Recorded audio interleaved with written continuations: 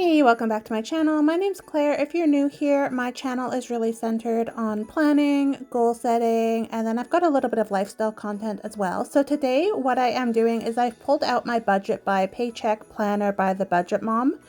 And I haven't used this in a few months, but what I'm doing is essentially going through and pulling all of my November expenses, because what I want to do is get myself set up going into the new year of exactly where my money is going by category.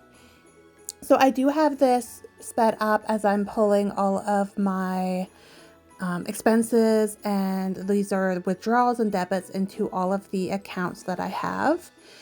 And essentially I'm just going through, and each page is a different account. So you'll see at the top of this one, I have the checking account, and then I've got a few credit card accounts as well that I'm going to go through and add all of the details for. And so essentially what I'm adding here is just the date is the day of the month that the charge is actually entered on my account. So not necessarily when I did it, but when it actually logged on my account. And then I have a description. So that's often kind of the charge or the name that you would see on your actual statement. Category.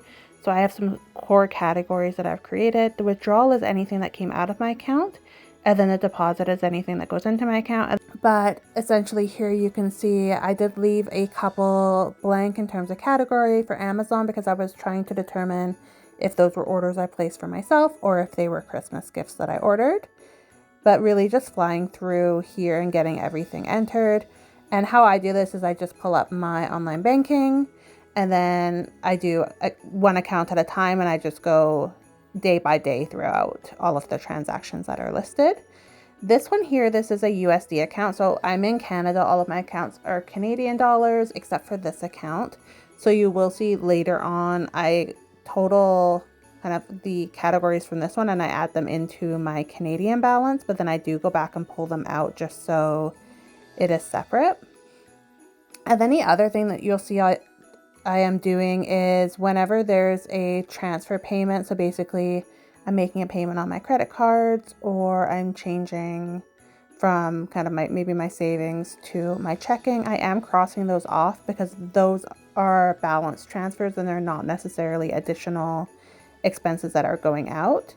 So originally I did this mainly for the deposits, and then I did go back a little bit later, and the ones that I have attributed to credit card under the category debt, I actually wind up crossing those out, and I don't calculate those into my debt category either. And the reason for that is I'm already counting those transactions on the credit card account. So each of the transactions that happen in terms of orders I place, money going out, I have on those credit cards. And then the expense really for that debt is the additional interest charge, and I'm already calculating the interest charges per account. So if I were to count the credit card payments, I'm essentially doubling up how much money I'm actually spending on kind of debt and credit cards. So that's why I did it that way. And then as you can see, I'm just going through and I'm highlighting each of the transactions throughout the month based on the category. So each category has a different color. And then I also add the category color here when I'm doing my monthly budget breakdown, so that if I were to be looking at the overall monthly breakdown here, I can easily go back and see based on the color which exact items I'm kind of looking for. So that's why I did it that way. I don't have a ton of categories, and there are a couple new ones. So I was doing December before this, but we're only halfway through the month. So I wanted to do a full month of November just to get a starting point.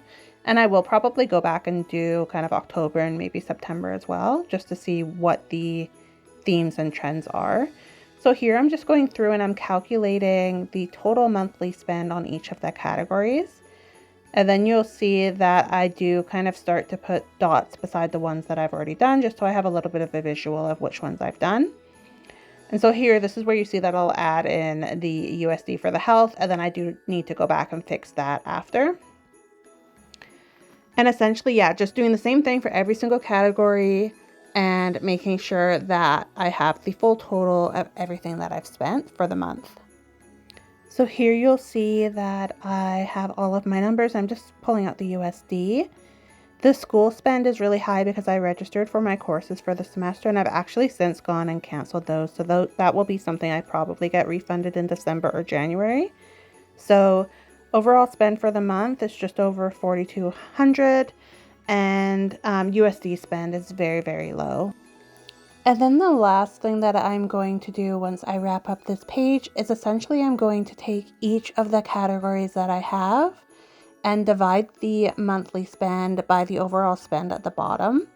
So at the top, there is a section to do the overall monthly inflow, and that's not what I'm using for this one just because I'm missing my starting balance and a bunch of other kind of information. So essentially, I'm just taking the spend per category, dividing that by the overall spend, and I did do it with each currency being separate. And then I'm able to see really easily the top 3 categories where I had the highest spend. So the top 3 were school, then debt, then groceries, so no major surprises there. Thank you so much for watching. I hope you enjoyed the video and have a beautiful day ahead.